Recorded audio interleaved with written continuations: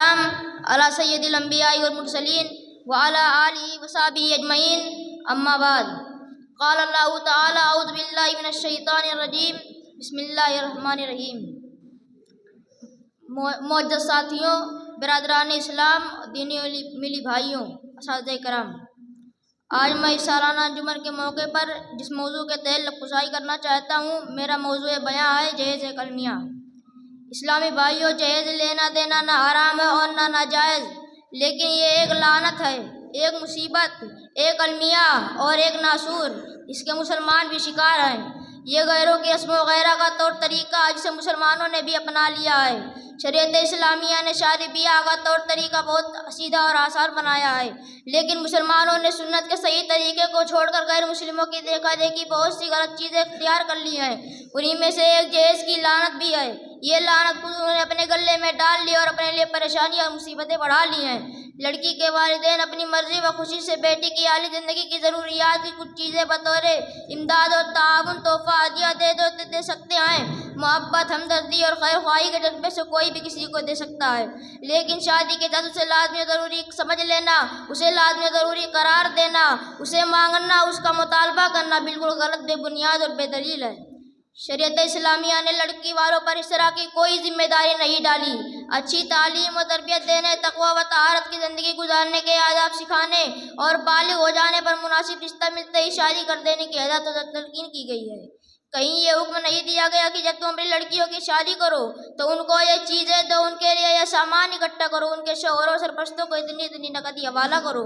محدثین صحابہ کرام نے آج صلی اللہ علیہ وسلم کے ہر قول و فعل کو محفوظ کر دیا ہے اور زندگی کے جملے امور سے تعلق دینی معلومات و احکامات کو اکٹھا کر دیا ہے۔ ان میں جہیز جیسی چیز کا نام و ذکر و تفصیل نہیں۔ اللہ کے رسول صلی اللہ علیہ وسلم نے ایک دو نہیں بلکہ 11 شادیاں کی، لیکن کہیں بھی جہیز کا نام و نشان موجود نہیں، اور اپنی بیٹیوں کی شادیاں کی، جہیز اور لین دین کی کوئی بات نہیں آئی۔ لذلك حضرت فاطمہ رضی اللہ عنہا کے شادی کے سلسلے میں چند مختصر معمولی چیزیں دینے کا ذکر ملتا ہے۔ میرے بھائیوں، آج ہمارے معاشرے میں جہیز کینسر کی طرح پھیلا ہوا ہے۔ جہیز کا عفریت لوگوں کے سروں پر سوار ہے۔ کسی شاعر نے کیا خوب کہا ہے، دھرتی پہ تیرگی اندھیرا گگن میں ہے، کچھ اس طرح جہیز کی لعنت چلن میں ہے۔ آج ہم اپنے لڑکوں کی شادیوں میں لڑکیوں کے والدین سے موٹر سائیکل، کار، ٹی وی، صوفہ اور نقد روپیوں کا مطالبہ کرتے ہیں۔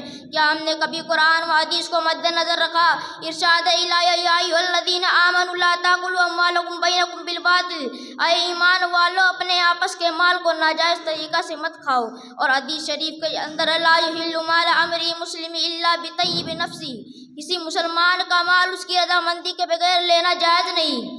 یہ آیت اور حدیث دونوں اس بات پر دلالت کرتے ہیں کہ جس طریقے سے جہیز دیا جاتا ہے صحیح اور جائز نہیں۔ مسلمانوں، جب نبی کریم صلی اللہ علیہ وسلم سے لے کر اصحاب رسول کی زندگیاں جہیز سے خالی ہیں تو ہم کیسے مسلمان ہیں؟ ہمارا دعوی اسلام کیسا ہے کہ اس کو اپنے لیے لائق فخر تصور کرتے ہیں؟ اور غضب یہ ہے کہ جہیز نہ لانے کی وجہ سے ان معصوم بچیوں کو ذبح کر ڈالتے ہیں، مار ڈالتے ہیں، حالانکہ عورت خود ایک لازوال نعمت ہے۔ جیسا کہ نبی اکرم صلی اللہ علیہ وسلم کا ارشاد، الدنیا کلھا متاع وخیر متاع الدنیا المرأۃ الصالحہ، دنیا کل کی کل سامان زندگی ہے اور دنیا کا بہترین سامان نیک بیوی ہے۔